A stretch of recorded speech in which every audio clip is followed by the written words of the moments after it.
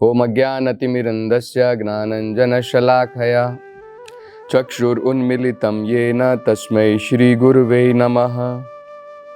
नमो ओम विष्णुपादाय कृष्णप्रेष्ठाय भूतले श्रीमते भक्तिवेदांत स्वामिन इति नामिने। नमस्ते सरस्वते देवे गौरवाणी प्रचारिणे निर्विशेषा शून्यवादी पाश्चात्य देशतारिणे। जय श्री कृष्ण चैतन्य प्रभु नित्यानंद श्री अद्वैत गदाधर श्रीवासदि गौर भक्तवृंद। हरे कृष्णा कृष्ण कृष्णा हरे हरे, हरे राम राम राम हरे हरे। हरे कृष्णा। पिछली कथा में हम चर्चा कर रहे थे, वर्णन कर रहे थे वसुदेव जी कृष्ण और बलराम की महिमाओं का गान कर रहे हैं और कृष्ण और बलराम जो हैं वो सुन करके मुस्कुरा रहे हैं। वो नहीं चाहते थे कि वसुदेव उनके बीच में जो संबंध है माता पिता का और बच्चों के साथ में जो उनका संबंध रहता है वो उसके बीच में कोई रुकावट आए, इसलिए भगवान कृष्ण और बलराम मुस्कुरा रहे थे। और उन्होंने कहा कि असल में तो हम आपके सनातन पुत्र के रूप में हैं। और फिर वो बड़ा ही सुंदर ज्ञान वसुदेव को देते हैं जो अत्यंत श्रेष्ठ है और उसे हम थोड़ा समझने का प्रयास करेंगे।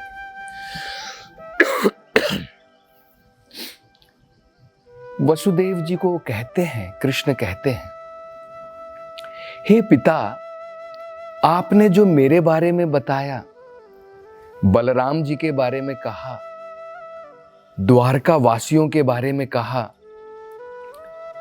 ये न केवल हमारे लिए, जितने भी ब्रह्मांड के अंदर में समस्त जीव हैं उन सबके लिए हमें सही प्रकार से समझना है। तो भगवान यहां पर वसुदेव को बताते हैं कि वे बलराम जी, द्वारका के सारे वासी और जितने भी ब्रह्मांड के अंदर में जीव हैं, भगवान कहते हैं वो सब गुणों में मेरे ही समान हैं। हम सब गुणों में भगवान के ही समान हैं। ये अत्यंत श्रेष्ठ ज्ञान है। क्योंकि आज हम लोग क्या सोचते हैं, आज हमारे अंदर में क्या ज्ञान है, वो अज्ञान है। हम सोचते हैं एक दिन मेरा जन्म होता है, मैं जन्म लेता हूँ, बूढ़ा होता हूँ, बीमारियां आती हैं, एक दिन संसार से मैं मर करके चला जाता हूँ। लेकिन भगवान यहाँ पर बता रहे हैं जितने भी जीव हैं वे सब गुणों में मेरे ही बराबर हैं। भगवान के क्या गुण हैं? सत्य, चित्त, आनंद। भगवान सत्य है। सत्य का मतलब है जिसका कोई जन्म नहीं होता, जिसका कोई अंत नहीं है, जो सनातन है उसे सत्य कहते हैं। ये शरीर असत है। क्यों असत है? इसका जन्म होता है, इसकी मृत्यु हो जाती है। आत्मा जो इसके अंदर में है, जो भगवान का अंश है, उसमें भी भगवान के ही गुण हैं। जैसे भगवान का कोई जन्म नहीं, आत्मा को भी कोई जन्म नहीं है। भगवान की कोई मृत्यु नहीं, आत्मा की भी कोई मृत्यु नहीं है। तो इसलिए भगवान क्या बता रहे हैं? भगवान कह रहे हैं गुणों में जितने भी जीव हैं सब कुछ मेरे बराबर है, मेरे ही समान गुणों में बराबर है। लेकिन भगवान बड़ा सुंदर उदाहरण देकर के समझाते हैं, इनमें अलग अलग मात्रा हो सकती है। अंग्रेजी में जिसे कहते हैं क्वांटिटी। जैसे भगवान बड़ा सुंदर उदाहरण देकर के समझाते हैं। भगवान वसुदेव को बता रहे हैं, वो कहते हैं, हे पिता, एक मटके के अंदर में भी जो मटका बना है, कुम्हार का जो मटका होता है जिसमें हम पानी भरते हैं, वो भी पंचभूतों से बना है। उसमें भी क्या है? 5 प्रकार के पदार्थ होते हैं। पंचभूत जिसे बोलते हैं, अर्थ, धरती हो गई, वाटर पानी, एयर वायु, तो ये पंचभूत जो होते हैं उससे सभी चीज बनी है। ये हमारा शरीर भी उसी से बना है। तो भगवान 2 उदाहरण देते हैं। भगवान कहते हैं एक मटका हो गया, दूसरा एक बड़ा पहाड़ हो गया। अब दोनों पंचभूत से बने हैं, लेकिन दोनों में पंचभूत की मात्रा अलग है, क्वांटिटी अलग है।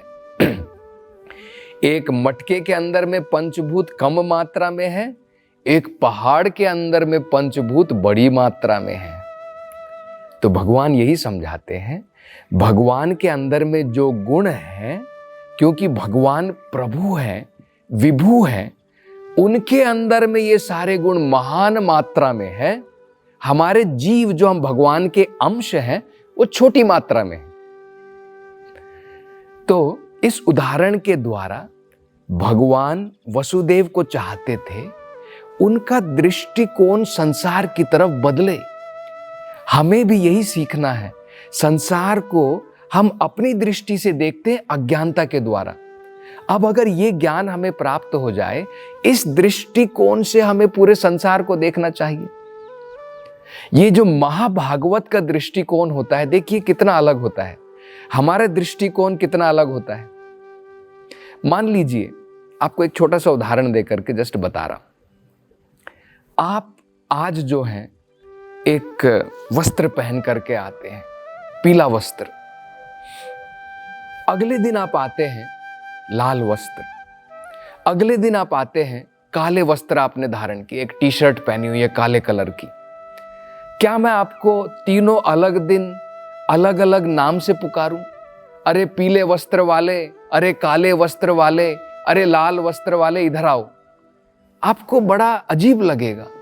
आप कहेंगे, आप मुझे मेरी ड्रेस के द्वारा क्यों बता रहे, वस्त्रों के द्वारा क्यों संबोधित कर रहे हैं? मैं अलग हूं इन वस्त्रों से।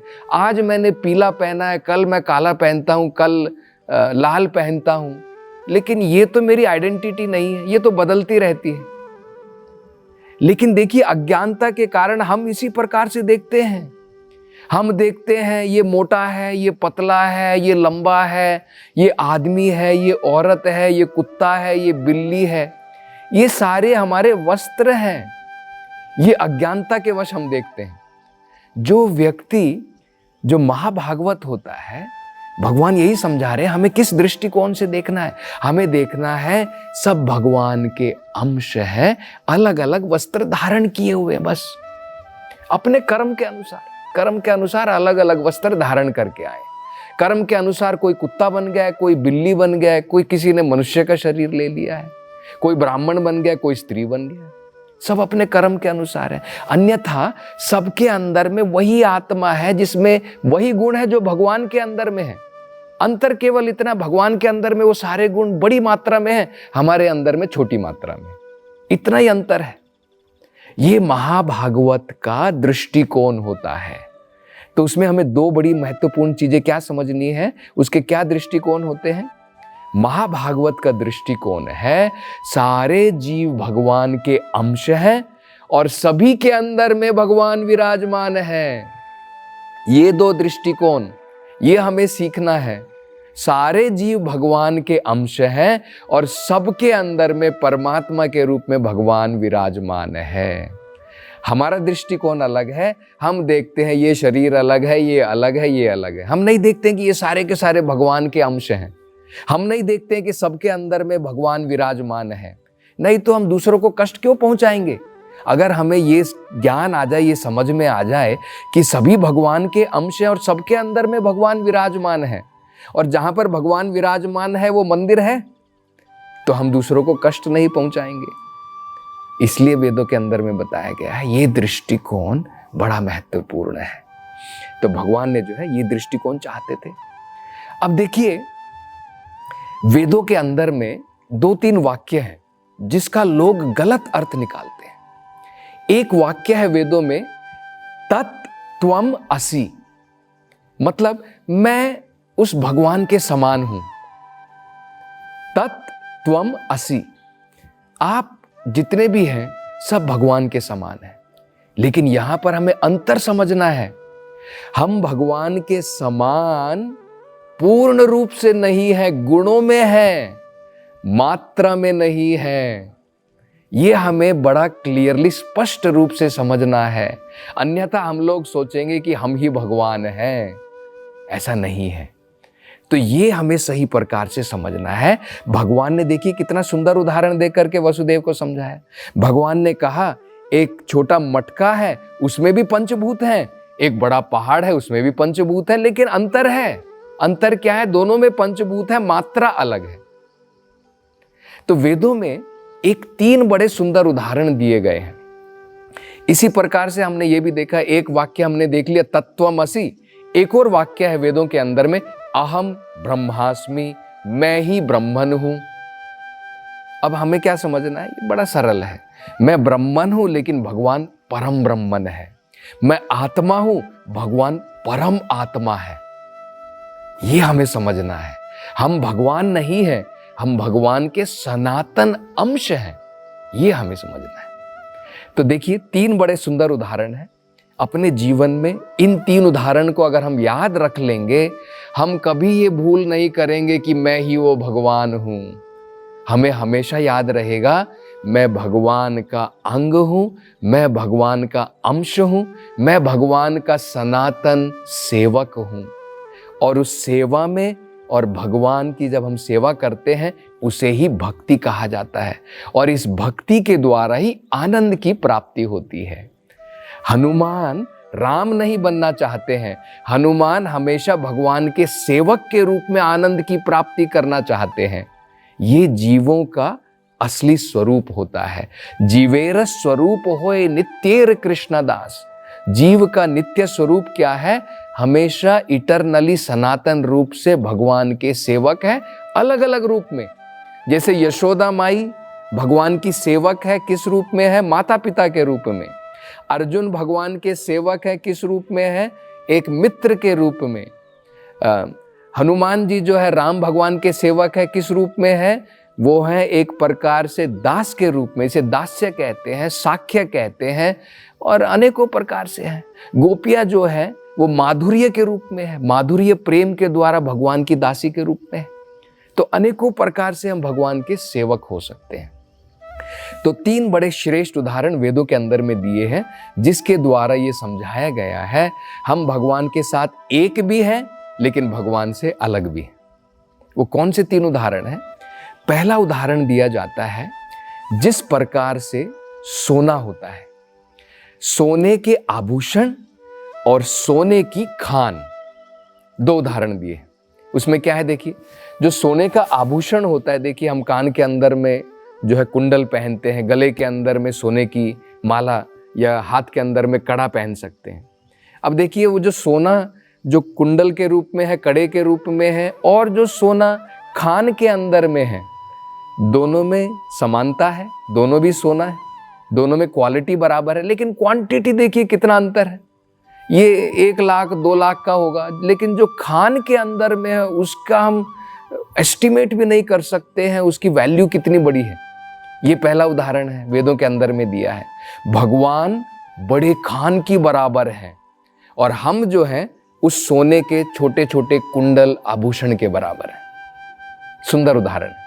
दूसरा उदाहरण हम याद कर सकते हैं जो वेदों में दिया है, समुद्र के अंदर में जो महासागर है उसमें कितना पानी है, और समुद्र का बूंद, दोनों के अंदर में समानता है। अब देखिए समुद्र में भी आपको जो है नमक मिलेगा, एक पानी की बूंद के अंदर में भी वही गुण मिलेंगे जो समुद्र में है, लेकिन मात्रा कितनी बड़ी है, मात्रा कितनी अलग है। एक पानी की बूंद से आप कितना नमक निकाल पाएंगे, एक समुद्र के अंदर से आप बड़ा जो है अनेकों प्रकार के जो है चीजें वहां से निकाल सकते हैं। तो मात्रा में बिल्कुल अंतर है। ये हो गए 2 उदाहरण। तीसरा उदाहरण दिया है अग्नि का। बड़ी अग्नि होती है और अग्नि की छोटी छोटी चिंगारियां होती हैं। आपने देखा होगा कई बार अग्नि की जो है छोटी सी चिंगारी हमारे शर्ट के ऊपर गिर जाती है। शर्ट के ऊपर क्या होता है, गिरने के बाद में छोटा सा छेद बन जाता है। उसकी जगह में अगर हमारे ऊपर बड़ी अग्नि गिरे तो क्या केवल छोटा सा छेद बनेगा, पूरे हम जल करके राख हो जाएंगे। तो यहां पर इन तीनों उदाहरण के द्वारा हम ये क्लियरली स्पष्ट रूप से देख सकते हैं कि दोनों के अंदर में मात्रा अलग है लेकिन गुण एक बराबर है। तो भगवान ने बड़ा सुंदर ज्ञान जो है वसुदेव को दिया कि सारे के सारे जीव जो है गुणों में मेरे बराबर है, लेकिन मात्रा में अलग है। और इसके विषय में वेदों में क्या कहा है, उपनिषद में भी कहा है। एक बड़ा सुंदर श्लोक है, नित्यो नित्यानाम चेतनश्चेतनानाम एको वा बहुधाति विदधाति कामान। देखिए उसमें क्या बताया है, नित्यो नित्यानाम, हम सारे के सारे सनातन है, नित्य है, और उनमें से एक दूसरा नित्य भी है। चेतनस चेतनानाम, हम भी चेतन है, भगवान भी चेतन है, लेकिन फिर भी भगवान हमसे कैसे अलग हुए?